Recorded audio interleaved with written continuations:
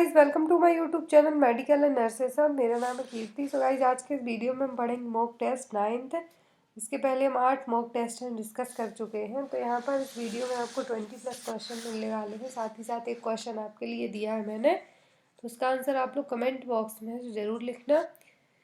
तो यहाँ पे गाइस जो क्वेश्चन है इनका भी 1 सितंबर 2020 को एग्ज़ाम होने वाला है एम्स नॉर्सेट के लिए, nursing officer recruitment combined eligibility test के लिए। उनके लिए क्वेश्चन बहुत ही इंपॉर्टेंट रहने वाले हैं। साथ ही साथ अदर एग्जाम्स होंगे जो नर्सिंग के, उनमें भी इंपॉर्टेंट रहेंगे। सभी लोग इस वीडियो को देख सकते हो। साथ ही साथ जो लोग इस चैनल पर नए हैं, चैनल को सब्सक्राइब जरूर करें। साथ ही साथ बेल आइकन बटन को प्रेस करें ताकि कोई भी वीडियो आप मिस ना कर पाएँ। सो गाइस अभी रिसेंट में मेरे पास बहुत कमेंट्स आ रहे थे क्योंकि मुझे थोड़ा सा नेज़ल कंजेशन है, इसलिए कि आपको कोरोना तो नहीं हुआ है। गाइस मैं परफेक्टली फिट एंड फाइन हूँ, just because I am pregnant. इसलिए मुझे बहुत ज़्यादा नेज़ल कंजेशन और वॉमिटिंग होती है, इसलिए थोड़ा सा मेरी आवाज़ भी चेंज रहती है, बट मुझे ऐसी कोई भी प्रॉब्लम नहीं है। तो गाइस चलिए हम देखते हैं यहाँ पे। तो क्वेश्चन नंबर फर्स्ट देखते हैं। When world wide heart day is celebrated. कल के वीडियो में हमने बात की थी वर्ल्ड हेल्थ डे, विश्व स्वास्थ्य दिवस की। आज का एक क्वेश्चन है वर्ल्ड वाइड हार्ट डे, जो हृदय दिवस है, पूरे विश्व में कितने तारीख को मनाया जाता है। ऑप्शन है यहाँ पर 29 सितंबर, 29 दिसंबर, 28 सितंबर और 28 जनवरी। तो गाइज इसका जो राइट आंसर है वो होगा 29 सितंबर। हर साल 29 सितंबर को पूरे विश्व में है जो क्या मनाया जाता है, वर्ल्ड वाइड हार्ट डे। और यहाँ पे 2 पॉइंट और बनते हैं कि पहला हार्ट ट्रांसप्लांटेशन कहाँ हुआ था। विश्व की बात की जाए, वर्ल्ड की बात की जाए, इंडिया की बात की जाए तो वो सेपरेट हुआ था। तो वर्ल्ड का पहला हार्ट ट्रांसप्लांट हुआ था केप टाउन में, जो कि साउथ अफ्रीका में है, डॉक्टर क्रिस बार्नार्ड के थ्रू। फर्स्ट हार्ट ट्रांसप्लांट हुआ था 3 दिसंबर 1967 को। 3 दिसंबर 1967 को है जो ग्रूट सिच्योर हॉस्पिटल केप टाउन, जो साउथ अफ्रीका में है, वहाँ पर जो पहला हार्ट ट्रांसप्लांट हुआ था। बाद फिर इंडिया ने इसको कॉपी किया और इंडिया ने अपना पहला हार्ट ट्रांसप्लांट किया था किंग एडवर्ड मेमोरियल हॉस्पिटल में 1968 में। डॉक्टर पी के सेन ने हार्ट ट्रांसप्लांट है जो परफॉर्म करवाया था। नेक्स्ट आता है increase depth of breathing with normal respiratory rate is called. तो डेप्थ ऑफ ब्रीदिंग बहुत ज़्यादा हो रही है विथ नॉर्मल रेस्पिरेटरी रेट के। रेस्पिरेटरी रेट कितनी है, नॉर्मल है, बट डेप्थ ऑफ ब्रीदिंग है वो बढ़ रही है। तो ये कंडीशन क्या कहलाएगी। ऑप्शन है हाइपर एपनिया, ब्रेडिपनिया, ऑर्थोपनिया और डिकोस्मॉल्स breathing.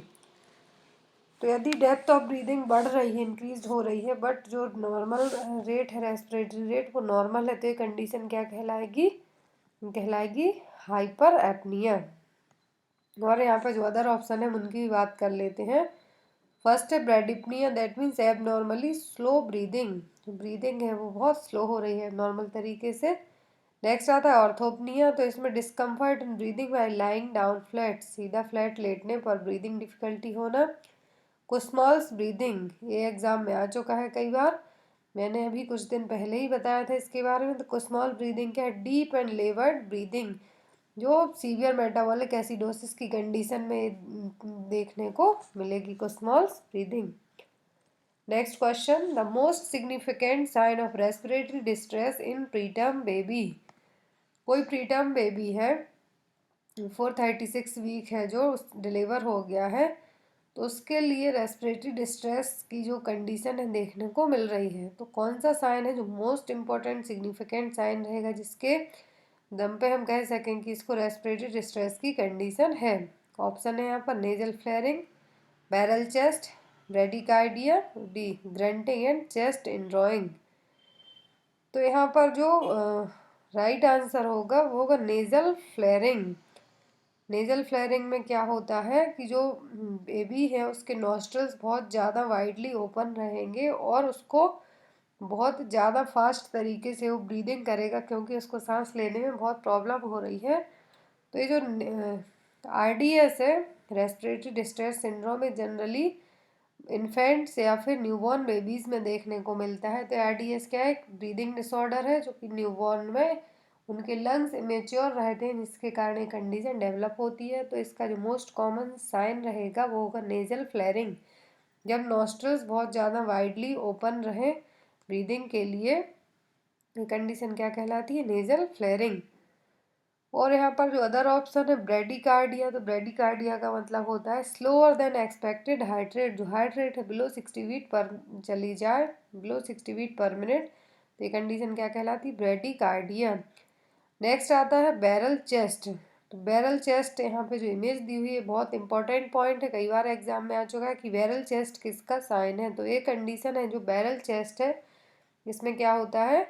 It's refers to an increase in the anterior posterior diameter of the chest wall resembling the shape of a barrel. जो चेस्ट की साइज है एक बैरल शेप में हो जाएगी, जिसमें क्या होगा? एंटीरियर पोस्टीरियर डायमीटर है चेस्ट वॉल का वो बढ़ जाएगा, जिसके कारण चेस्ट की जो साइज है वो किस तरीके की दिखेगी? बैरल शेप में। तो एक कंडीशन जनरली एम्फाइसीमा में देखने को मिलती है। तो आपको याद रखना होगा कि जो बैरल चेस्ट है किस कंडीशन में देखने को मिलता है। तो ये मिलेगा एम्फाइसीमा के पेशेंट में देखने के लिए। यहाँ पे इमेज भी दी हुई है तो आप इसको देख सकते हैं। नेक्स्ट आता है international day of nurses is celebrated on.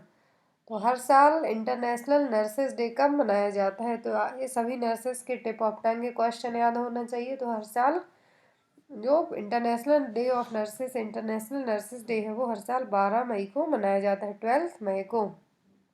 Next is calcium balance in the body is regulated with the help of.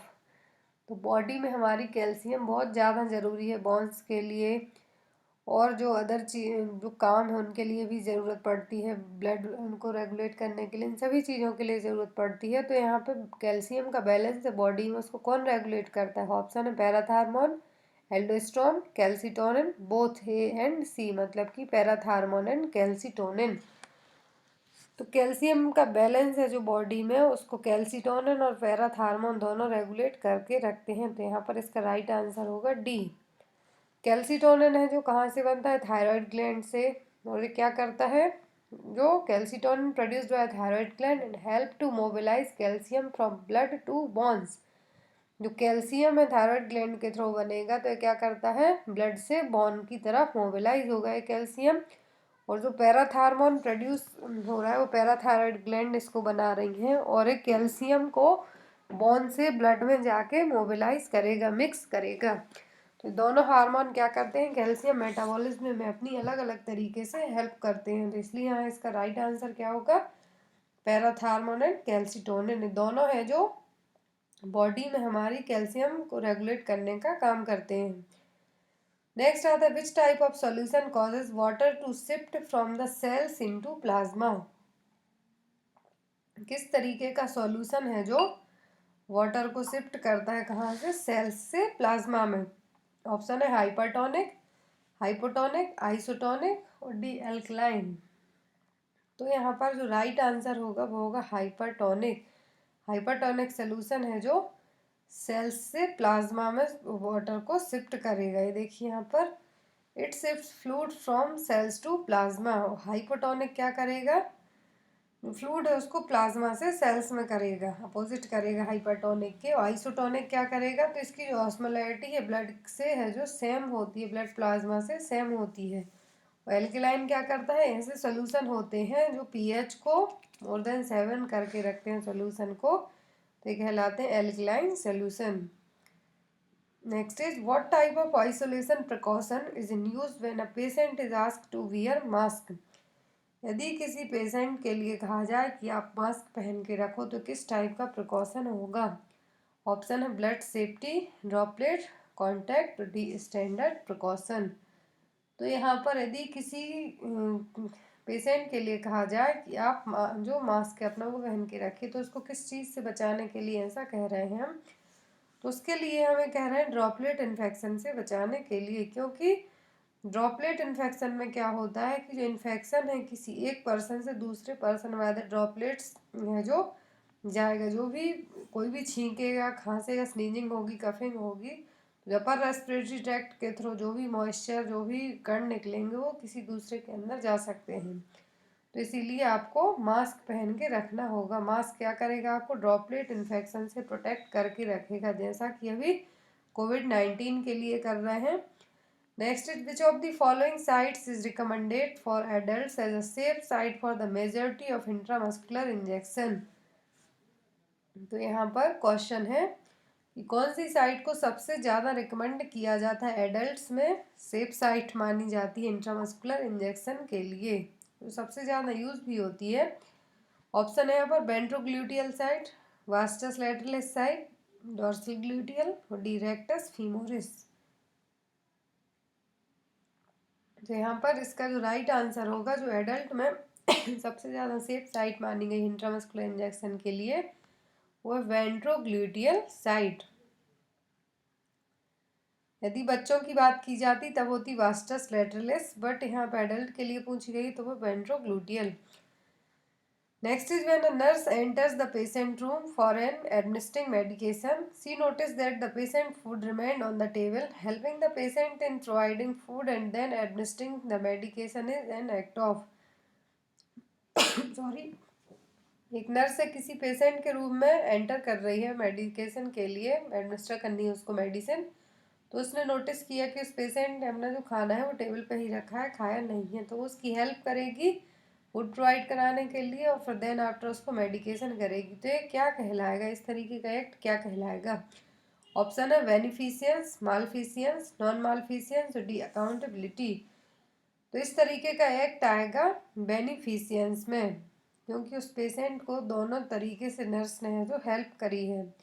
Non मालफिशियंस का मतलब होता है कि किसी भी तरीके का हार्म नहीं पहुंचाना, मालफिशियंस का मतलब होता है कि हार्म करना किसी भी पेशेंट के लिए या फिर किसी अदर के लिए। अकाउंटेबिलिटी का मतलब होता है one being answerable for his or her action during the nursing practice, तो उसके जो आंसरिंग है वो करना किसी भी अपनी नर्सिंग प्रैक्टिस के दौरान। नेक्स्ट आता है when receiving hemodialysis the complication of the removal of too much sodium may occur, therefore the nurse should assist the client for। तो एक पेशेंट के लिए हीमोडायलिसिस की प्रोसेस हो रही है तो उसका एक कॉम्प्लिकेशन भी हो सकता है कि इसमें सोडियम या फिर पोटेशियम को ज़्यादा बाहर निकाल दिया जाए, ज़्यादा टू मच रिमूव कर दिया जाए। तो यहाँ पर क्वेश्चन में पूछा है कि हीमोडायलिसिस की प्रोसेस हो रही है किसी पेशेंट के लिए, तो उसका कॉम्प्लिकेशन है कि सोडियम को बहुत ज़्यादा बाहर निकाल दिया, टू मच सोडियम को रिमूव कर दिया हीमोडायलिसिस के थ्रू। तो कौन सा है जो नर्स को किस चीज़ के लिए असिस्ट करना होगा? ऑप्शन है यहाँ पर muscle cramps, Chvostek sign, increase temperature or D none of the above. तो यहाँ पर इसका जो राइट आंसर होगा वो होगा मसल क्रैम्प। मसल क्रैम्पिंग सबसे ज़्यादा देखने को मिलेगी, मसल क्रैम्प और हाइपोटेंशन, क्योंकि जो इंट्रासेलुलर स्पेस है वहाँ पर किसकी ज़रूरत पड़ती है? सोडियम की। और यदि यहाँ पे पोटेशियम निकाला जाता तो दूसरे तरीके की प्रॉब्लम्स होती, जो हार्ट है वहाँ पर प्रॉब्लम देखने को मिलती, बट सोडियम के कारण क्या होगा? मसल क्रैम्पिंग सबसे ज़्यादा देखने को मिलेगी और hypotension. Next is a multiparous client tells the nurse that she is using medroxyprogesterone Depo-Provera for contraception. The nurse should instruct the client to increase her intake of which of the following food। तो एक multiparous client है, woman है, वो nurse को कह रही है कि मैं मेड्रॉक्सी प्रोजेस्टेरोन डेपो प्रोवेरा मेडिसिन ले रही हूँ कॉन्ट्रासेप्शन के लिए। जो तो नर्स है उस क्लाइंट के लिए किस चीज़ के लिए इंस्ट्रक्ट करेगी कि आपको जो डाइट है उसमें क्या ज़्यादा लेना है? ऑप्शन है vitamin C, vitamin A, zinc और डी कैल्शियम। तो नर्स उस पेशेंट के लिए इंस्ट्रक्ट करेगी कि आप कैल्शियम है जो ज़्यादा लीजिए, क्योंकि यहाँ पर प्रोजेस्टेरोन हार्मोन ले रही है, जिसके कारण क्या हो सकता है? ऑलरेडी वो मल्टीपेरस से बहुत ज़्यादा बच्चों को जन्म दे चुकी है, एक से ज़्यादा बच्चों को। तो यहाँ पर कैल्शियम की ज़रूरत क्यों पड़ेगी? क्योंकि डेपो प्रोवेरा के कारण ऑस्टियोपोरोसिस होने के चांसेस बढ़ जाते हैं। ऑस्टियोपोरोसिस में क्या होता है? बोन्स में कैल्शियम की कमी होने लगती है, कैल्शियम फॉस्फेट की। इसीलिए जो नर्स है उस क्लाइंट को असिस्ट कहेगी कि आप है जो कैल्शियम रिच फूड को लीजिए ताकि आपको ऑस्टियोपोरोसिस से बचाया जा सके। Next is most commonly performed test for assessing the adequacy of sperm is. Sperm की एडिक्वेसी का पता लगाने के लिए जो मोस्टली टेस्ट होता है वो कौन सा है जो एडिक्वेट रिजल्ट बताए? ऑप्शन है यहाँ पर स्पर्म मोटिलिटी, स्पर्म मॉर्फोलॉजी, सीमेन वॉल्यूम और डी स्पर्म काउंट। तो यहाँ पर राइट आंसर होगा वो स्पर्म मोटिलिटी। स्पर्म मोर्टेलिटी के लिए है जो बेस्ट डायग्नोस्टिक जो प्रोसीजर है माना गया है स्पर्म की एक्यूरेसी का पता करने के लिए कि फर्टिलिटी रेट है कि नहीं है, स्पर्म में कितनी जो सीमेन में कितने स्पर्म प्रेजेंट है, वो सभी चीज़ें चेक करने के लिए स्पर्म मोर्टिलिटी का पता लगाया जाना बहुत ही इम्पोर्टेंट माना जाता है फर्टिलिटी में। तो यहाँ पर बेस्ट क्या माना जाएगा, स्पर्म मोर्टिलिटी। और WHO के हिसाब से, अकॉर्डिंग टू WHO, 1 ml सीमेन में 1 ml सीमेन में 15 मिलियन स्पर्म है जो प्रेजेंट होते हैं, तो आपको याद रखना होगा। नेक्स्ट आता है डिगॉक्सिन इजिन। डिगॉक्सिन क्या है, calcium channel blockers, cardiac glycosides, thrombolytic agent, D anti angina drug. Digoxin है जो वो है कार्डियक ग्लाइकोसाइड्स, इनका यूज है जो किसके लिए होता है, congestive heart failure, atrial fibrillation और आर्ट्रियल फ्लटर के लिए। कार्डियोग्लाइकोलाइड्स हैं जो ऑर्गेनिक कंपाउंड कैटेगरी की ड्रग हैं जो क्या करती हैं, जो force of contraction of heart है उसको बढ़ाएंगी, बट जो रेट है कॉन्ट्रैक्शन की उसको घटाएंगी। इसीलिए जब भी pulse rate less than 60 beat per minute हो डिगॉक्सिन नहीं दी जाती, क्योंकि ऑलरेडी पल्स रेट कम करती हैं आपकी। और यदि आपने जो 60 बीट पर मिनट पल्स चल रही है, बीट पर मिनट पल्स है, और आपने डिगॉक्सिन और दे दी तो और ज़्यादा पल्स क्या हो जाएगी, लो हो जाएगी, जिससे सीवियर इमरजेंसी की कंडीशन बन सकती है। Next is what is the most common site of injury from blunt chest trauma. Blunt chest trauma की कंडीशन में सबसे ज़्यादा किस साइट पे इंजरी लगती है, ऑप्शन है अओर्टा, SBC, लेफ्ट वेंट्रिकल और डी राइट वेंट्रिकल। तो चेस्ट ब्लंट ट्रॉमा में, ब्लंट चेस्ट ट्रॉमा में जो इंजरी होती है वो सबसे ज़्यादा होती है राइट वेंट्रिकल में। राइट वेंट्रिकल है जो मोर प्रोन होता है ब्लंट चेस्ट ट्रॉमा में, क्योंकि यहाँ की जो प्रॉक्सिमिटी होती है राइट वेंट्रिकल की वो स्टर्नम के पास ही होती है, और यहाँ पे सबसे ज़्यादा चांसेस होते हैं चेस्ट ब्लंट ट्रॉमा के। Next is all are the following are organ of the lymphatic system except. तो लिम्फेटिक सिस्टम क्या करता है, लिम्फ को जो कैरी करके किसमें डालता है, हार्ट के यहाँ लाके जो फिल्टर करके डालता है। लिम्फेटिक सिस्टम का यही मैंने काम है। तो लिम्फेटिक सिस्टम की सभी ऑर्गन है, बट किसी एक को छोड़कर यहाँ पर तो ऑप्शन है टॉन्सिल्स, स्प्लीन, थाइमस और पैंक्रियाज। तो यहाँ पर इसका जो राइट आंसर होगा वो होगा डी, पैंक्रियाज, क्योंकि पैंक्रियाज डाइजेस्टिव सिस्टम का एसेसरी ऑर्गन है, ना कि लिम्फेटिक सिस्टम का। तो यहाँ पर राइट आंसर क्या होगा, D, pancreas.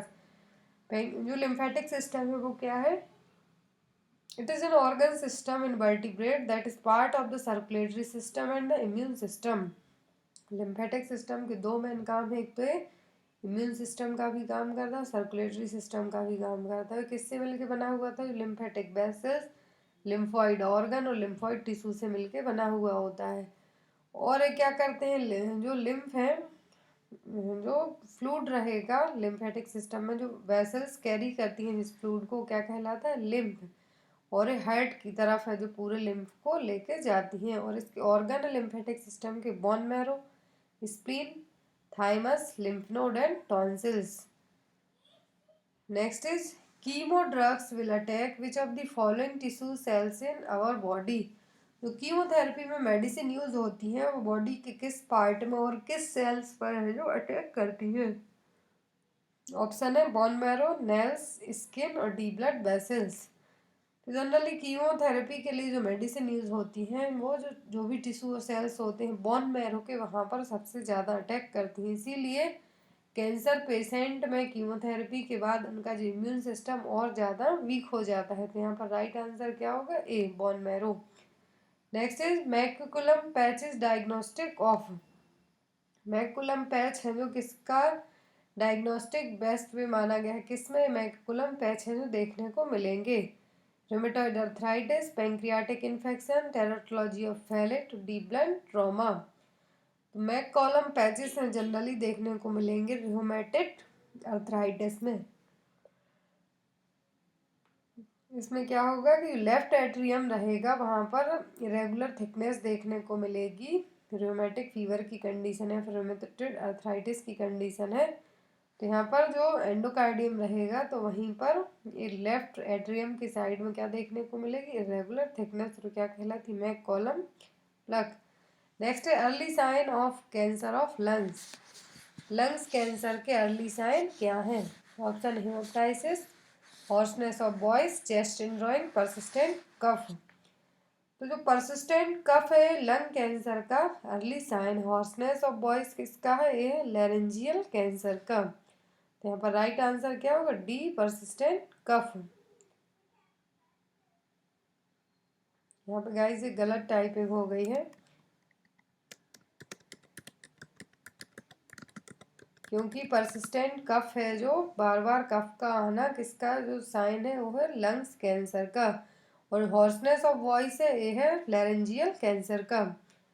Next is inflammation of tissue surrounding the nail is known as. जो नेल्स के चारों तरफ टिश्यू प्रेजेंट रहते हैं उनमें किसी भी तरीके का इन्फेक्शन और इन्फ्लामेशन होना, वो कंडीशन क्या कहलाएगी? ऑप्शन है क्लबिंग, ऑन्कुलाइसिस, कॉलिंचिया, पेरेंचिया।